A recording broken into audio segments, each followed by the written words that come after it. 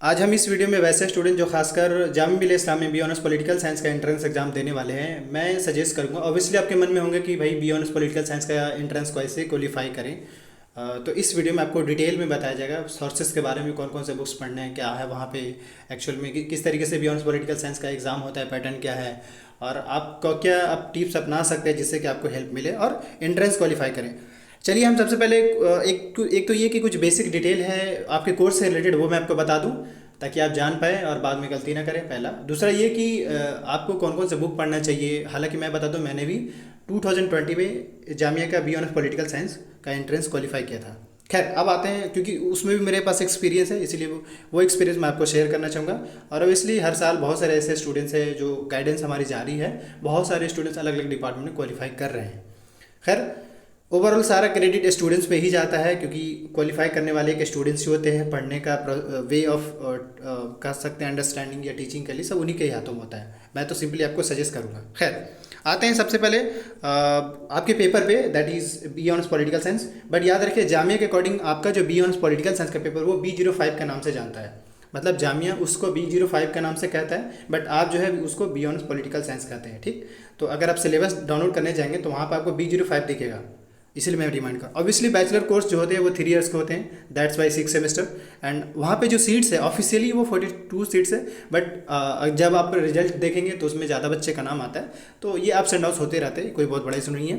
पर आप थोड़ा शौक जरूर होंगे कि भाई इतना सीट्स कम, बट है ये कि वहाँ पे अलग अलग डिपार्टमेंट का अलग अलग कोर्सेज का सेपरेट एग्जाम होता है, इसीलिए आपको लगता है। बट अगर ओवरऑल मिला के देखेंगे तो बहुत सीट्स हैं। अब हम आते हैं यहाँ पे ईयरली फ़ी देख सकते हैं 7200 है आपका बी ऑनर्स पॉलिटिकल साइंस का। अब आगे का इन्फॉर्मेशन देते हैं। अब हम आते हैं रिजर्वेशन क्राइटेरिया, जो कि आपको समझना ज़रूरी है। जामिया में ऐसा नहीं, सिर्फ जामिया में, हर यूनिवर्सिटी में रिजर्वेशन का क्राइटेरिया है। अगर आपको समझ में आता है तो ठीक है, क्योंकि हर यूनिवर्सिटी में रिजर्वेशन का क्राइटेरिया, चाहे वो किसी भी यूनिवर्सिटी को आप उठा लें। खैर आते हैं सबसे पहले रिजर्वेशन में जो सीन है वो मैं पहले रिमाइंड कर दूं कि जो मुस्लिम, क्योंकि जामिया जो है वो माइनॉरिटी इंस्टीट्यूशन है कह सकते हैं, तो इस वजह से वहाँ पे रिजर्वेशन है। और ऐसा नहीं हर जगह पे है, बट यहाँ पे मुस्लिम के लिए ज़्यादा रिजर्वेशन, यही फ़र्क है। 30% जो सीट्स है वो मुस्लिम स्टूडेंट्स के लिए रिजर्व है। अगेन जो 10% है वो मुस्लिम में जो गर्ल्स है उनका रिजर्वेशन है। और अगेन जो 10% है वो मुस्लिम में ओबीसी कैंडिडेट है उनका रिजर्वेशन है। यानी 50% जो है वो मुस्लिम कैंडिडेट के लिए। रिमेनिंग जो 50% है वो इन जनरल, चाहे वो जनरल के लिए, इसके अलावा जितने भी कैंडिडेट आते हैं चाहे वो जनरल वाले, उन सबको 50% का रिजर्वेशन मिलता है। अगर आप चेक करेंगे रिजल्ट तो आप उसके साफ दिख जाएगा। खैर इसके बाद बता दें कि और भी रिजर्वेशन का फ़ायदा मिलता है। जैसे यहाँ पे जो जिनके अंदर डिसेबिलिटीज़ है उनको भी फ़ायदा मिलता है, उनको भी 5% का। जो जामिया इंटरनल कैंडिडेट है उनको भी यहाँ पे फ़ायदा मिलता है, मतलब 5% सीट्स का रिजर्वेशन मिलता है। इस तरीके जम्मू एंड कश्मीर का। लेकिन याद रखें ये मतलब हर का जो है ना सीट्स फिक्स है, ये नहीं कि जनरल का सीट काट दिया जाएगा, ऐसा कुछ नहीं। सबका अपना अपना सीट्स फिक्स है। तो जो 5% जो बताया जा रहा है वो उसी हिसाब से जो है ना, अभी जो मैंने 44 सीट दिखाया, ये इन्हीं की वजह से है ना, सीट जो है 70 के आसपास चला जाता है। क्यों? क्योंकि अब कुछ जम्मू कश्मीर के स्टूडेंट उनका भी रिजर्वेशन है, कुछ जो PWD कैटेगरी के स्टूडेंट उनका भी है, कुछ NCC वाले उनका भी रिजर्वेशन, इस वजह से। तो अब ये सवाल है कि इस रिजर्वेशन का फ़ायदा कैसे मिलेगा। आप जब जामिया का फॉर्म फिल कर रहे होते हैं उसी टाइम आपसे रिजर्वेशन का क्राइटेरिया पूछा जाएगा। तो यहाँ पे मैं आपको समझा दूँ कि जो मुस्लिम में जो शेख सैयद पठान है वो जामिया के अकॉर्डिंग वो मुस्लिम कैटेगरी अप्लाई करेंगे। ये नहीं कि जनरल तो वो नॉन मुस्लिम कैंडिडेट है वो लोग अप्लाई करेंगे। इसी तरीके से जो मुस्लिम में जो गर्ल्स है वो मुस्लिम वुमेन कैटेगरी चूज़ करेंगे, इस तरीके से। हालांकि उस पर उस टाइम वीडियोज़ आ जाएगी, आप घबराएं नहीं। अब आते हैं हम नेक्स्ट अपडेट पे। इसके अलावा मैं आपको बता दूं एलिजिबिलिटी को लेकर बहुत सारे स्टूडेंट्स को क्वेरी होते हैं कि क्या वहाँ पे एलिजिबिलिटी क्या है। मैं आपको बता दूं कि देखिए आपका 12th की सर्टिफिकेट होना चाहिए, चाहे वो किसी भी बोर्ड से हो, पहली चीज़, चाहे वो CBSE या स्टेट बोर्ड हो या कोई भी बोर्ड का हो, पहली चीज़। दूसरे कि एटलीस्ट जो है आपका 45% मार्क्स होना चाहिए, एटलीस्ट 45% मार्क्स होना चाहिए ओवरऑल सारे पेपर मिलाकर। मैं आपको डायरेक्ट दिखा रहा हूँ जो जामिया ने ऑलरेडी शो कर रखा है। एलिजिबिलिटी में आप देखेंगे तो बी ऑनर्स पॉलिटिकल साइंस के लिए जो है वो 50% होना चाहिए, सॉरी मैंने 45% बताया। ओवरऑल जो है आपके एटलीस्ट 50% मार्क्स होना चाहिए। अब वो हो सकता है साइंस बैकग्राउंड से हो या आर्ट्स बैकग्राउंड से हो, बट ये मैटर नहीं करता। बट एटलीस्ट जो है आपके 50% मार्क्स होना चाहिए। तो ये रहा एलिजिबिलिटी। मतलब अगर मान लीजिए एंट्रेंस क्वालिफाई कर लिए बट आपका मार्क्स इससे कम है तो आपका एडमिशन नहीं मिल पाएगा। ये क्राइटेरिया वहाँ पे। अब हम आते हैं अगेन जैसे कि मैंने आपको पहले ही बताया कि जामिया जो है बी ऑनर्स पॉलिटिकल साइंस को B05 के नाम से जानता है, इसलिए आपको B05 दिख रहा है, ये उसका सिलेबस है। और ये सिलेबस में ये टॉपिक सिर्फ है, मतलब बी ऑनर्स पॉलिटिकल साइंस में MCQ रहेंगे, इंग्लिश से पूछे जाएंगे, जनरल अवेयरनेस से, रीजनिंग से और सोशल अवेयरनेस से। यहाँ पे सिंपली डायरेक्ट उन्होंने टॉपिक मेंशन कर रखा है, बट इसको एलेबोरेट करके नहीं बताया है। अब हम बात करते हैं यहाँ पे, क्योंकि इससे तो आपको कुछ आइडिया ही नहीं लग पाएगा कि हाँ भाई क्या करना चाहिए। पर इससे पहले मैं आपको आइडिया दे दूँ यहाँ पे कि एक तो सबसे पहले कि लास्ट के 3 से 4 सालों का जो प्रीवियस ईयर के पेपर है उसका वीडियोस ऑलरेडी इस यूट्यूब चैनल पे अपलोडेड है।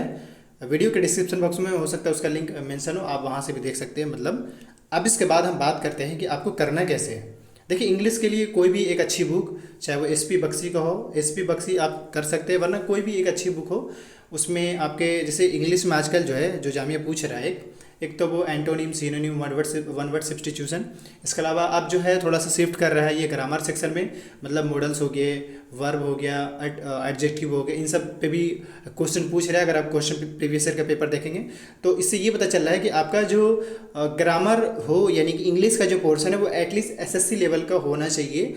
अगर उस लेवल का है तो वो एटलीस्ट 20 में आप आराम से चाहें तो 15 के आसपास स्कोर करें, क्योंकि हर साल जो है Jamia B honours political science का जो कट ऑफ है वो बिल्कुल ही रेस करता जा रहा है। इसी साल का कट ऑफ देखेंगे तो अराउंड 80-70 प्लस के आसपास था, 80 के आसपास था, कह सकते हैं जनरल का 80 के आसपास था, 70 प्लस जो था वो मुस्लिम कैंडिडेट का था, यानी मुस्लिम में जनरल उनका था।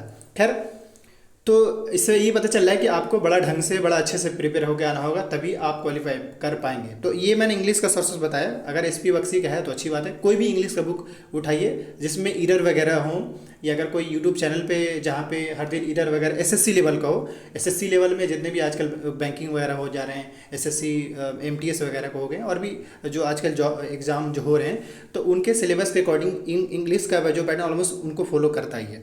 अब इसके बाद हम बात कर ले रहे हैं जनरल अवेयरनेस का और सोशल अवेयरनेस का। ये 2 टॉपिक ऐसे हैं जिसको आप कवर करने के लिए आपको थोड़ा करंट से भी अपडेट, करंट अफेयर जो जहाँ तक, हालांकि करंट अफेयर जामिया जो डीप में नहीं पूछता है, बस वर्बली कह सकते हैं। तो करंट के लिए आप बिल्कुल है ना पेपर से ऐसे ही अपडेटेड रहिए, क्या चल रहा है, ये साल कौन है मिनिस्ट्री वगैरह, मिनिस्ट्री में कौन कौन है, इन सब के बारे में बस मतलब अपडेटेड रहिए। वो आपको ज़्यादा उसमें मतलब उसमें बोलते हैं ना कि करीब से जाने की ज़रूरत नहीं है, आप उससे दूर ही बनाए ही रखिए, लेकिन ये कि उससे अपडेटेड रहिए। अब फार्मर बिल हो गया या और भी कौन मिनिस्ट्री में कौन है, ये सब के बारे में पूछ देते हैं। जैसे क्वेश्चन पेपर देखेंगे तो आपको, मुझे नहीं लगता कि करंट अफेयर के लिए ज़्यादा डीप जाकर 6 महीने या 10 साल का, मतलब 1 साल का पढ़ना चाहिए, ऐसा नहीं। आप बस ये कि बोलते हैं ना थ्रूली पढ़ लीजिए। तो करंट अफेयर का तो सही सीन हो, बट अब जनरल अवेयरनेस, जनरल साइंस का जो सीन है इसका, यानी जनरल अवेयरनेस हो गया और सोशल अवेयरनेस, इसका टॉपिक एक तो ये कि आज के टाइम में जो लूसेंट का जो बुक आ रहा है उसको आपको ढंग से करना है। उसका ज्योग्राफी का पार्ट हो गया, उसका पॉलिटी का पार्ट हो गया, उसका हालांकि इकोनॉमी का भी कुछ पार्ट घुसा दिया जा रहा है इसमें। तो वो आप मतलब एक वो बुक है आज के टाइम में जो उससे आप बहुत हेल्प ले सकते हैं, ये कहना चाह रहे हैं। तो जो लूसेंट का बुक है आजकल A4 साइज में आ रहा है, उसको आप ख़रीद लीजिए। अगर कहेंगे तो उसका लिंक जो है, बुक का लिंक जो है इस वीडियो के डिस्क्रिप्शन बॉक्स में हम डाल देंगे। तो वो बुक हो गया लूसेंट का। इसके अलावा रीजनिंग जो है, रीजनिंग में घुमाया जा रहा है कहीं ना कहीं, क्योंकि कभी कभी वो असर्शन वगैरह का क्वेश्चन पूछ दिया जा रहा है। तो रीजनिंग का जो पार्ट है अप्स एंड डाउन्स होता दिख रहा है। तो रीजनिंग के लिए भी कोई भी SSC लेवल का अगर बुक आप खरीद ले तो बहुत अच्छा रहेगा आपके लिए, क्योंकि उसमें क्या होगा कि आपको जामिया के एंट्रेंस के लिए भी आप अच्छे से कर पाएंगे, और फिर आने वाले टाइम में अगर मान लीजिए इनकेस किसी भी गवर्नमेंट सेक्टर में आप जॉब के लिए लाइक एग्ज़ाम देंगे तो उसमें भी आपको हेल्प मिल जाएगा। तो मैं यहाँ पे 3-4 बुक सजेस्ट करूँगा। एक इंग्लिश के लिए अगर SP बख्शी मैक्सिमम होता है तो वो खरीद लीजिए। दूसरा जनरल अवेयरनेस और जनरल साइंस के लिए आपके लिए ज़रूरी है कि आप लूसेंट का बुक एक ख़रीद लें, वो बहुत हेल्प कर जाएगा। रीजनिंग के लिए RS अग्रवाल का भी आता है, उसको पकड़ लीजिए। बाकी इसके अलावा मिसलेनियस पे थोड़ा ध्यान देना है, मिसलेनियस उसमें है भी, बट ऐसा नहीं कि इस पर ही बिल्कुल फिक्स हो जाना है। मैं यहाँ पे सजेस्ट करना चाहूँगा, एक क्वेश्चन पेपर देखिए, क्वेश्चन पेपर को लर्न करिए, समझिए, मैक्सिमम टाइम उसको रीड करिए कि हाँ भाई क्वेश्चन, क्योंकि होता क्या ना कि मान लीजिए वीडियोस फॉर्मेट में अपलोड है, आप देख भी रहे क्वेश्चन को लेकिन उस पर ध्यान नहीं दे रहे हैं। बट अच्छी बात यह है कि उस पर समझने की कोशिश, क्वेश्चन का लेवल क्या है, जिस दिन वो समझ गए भाई क्वेश्चन का लेवल क्या है, ऑटोमेटिकली आप एंट्रेंस को क्वालिफाई कर जाएंगे। बट ये है कि आज के टाइम में जामिया, ये सच है कि बी ऑनर्स पॉलिटिकल में बराबर वो चेंज कर रहा है। बराबर चेंज का मतलब कभी हो सकता है इंग्लिश का वेटेज बढ़ा देते हैं, कभी रीजनिंग का वेटेज बढ़ा देते हैं, कभी रीजनिंग में भी कभी ज़्यादा ही टफ डाल देते हैं, कभी इंग्लिश में कुछ ज़्यादा ही टफ कर दे रहे हैं। तो ये अप्स एंड डाउन्स होता हुआ दिख रहा है, बट जो आपके हाथों में है वो ज़रूर करिए, जो नहीं हो सकता उसको छोड़िए, लेकिन जो हो सकता है उसको बेस्ट दीजिए, ताकि उसमें से आपका मार्क्स रिजेक्ट ना हो। क्योंकि मैं आपको रिमाइंड कर दूं, हालांकि मैं अपनी तारीफ नहीं कर रहा, पहली चीज़ मैं बता रहा हूँ कि 2020 में जो जीएस का जो था सवाल, मतलब 60, क्योंकि इसमें से है ना 100 मार्क्स का एमसीक्यू पूछा जाता है, तो 60 मार्क्स का जीएस हो गया ओवरऑल, 20 मार्क्स का इंग्लिश हो गया और 20 मार्क्स का रीजनिंग हो गया। तो जीएस में जो थे हमारे 60 आउट ऑफ 50 आए थे, 60 out of 50 total, 100 out of मेरा 69 के आसपास आया था, 69, हाँ 69 के आसपास ही था। तो मैं ये बताना चाह रहा हूँ कि हमारा जीएस हमारे हक में था, हमारे हाथों में था, इसलिए हमने जीएस पे पूरा पकड़ बनाया था। आप क्वेश्चन पेपर देखेंगे तो आपको कंप्लीट आइडिया भी लग जाएगा। इसके अलावा मैं कहूँगा फिर भी किसी स्टूडेंट को क्वेरी होगा तो वो पूछ सकते हैं, वीडियो के डिस्क्रिप्शन बॉक्स में इंस्टाग्राम का लिंक है, मुझे वो मैसेज कर सकते हैं। अब आते हैं लास्ट एप्लीकेशन फॉर्म पे और एंट्रेंस एग्जाम पे। एप्लीकेशन फॉर्म की बात कर ले तो इस बार थोड़ा सा अनसर्टेनिटी है कि हो सकता है एनटीए ले ले, अदरवाइज ऐसे तो अभी वैसा कोई क्लैरिफिकेशन नहीं है। पर अगर एप्लीकेशन फॉर्म की बात करें आप, तो हमारे हिसाब से मान के चले कि आपका आपका वही हिसाब से ये मान के चले कि फरवरी के आसपास में आएगा, और वही अप्रैल से मई के आसपास में आपका एग्जाम होगा। बाकी thank you for watching this video. At then मैं कहूँगा, अगर आप जामिया मिलिया इस्लामिया के अपडेट से जो भी अपडेट्स आते हैं एप्लीकेशन फॉर्म को लेकर अपडेटेड रहना चाहते हैं, तो इस यूट्यूब चैनल को जरूर सब्सक्राइब कर लीजिए।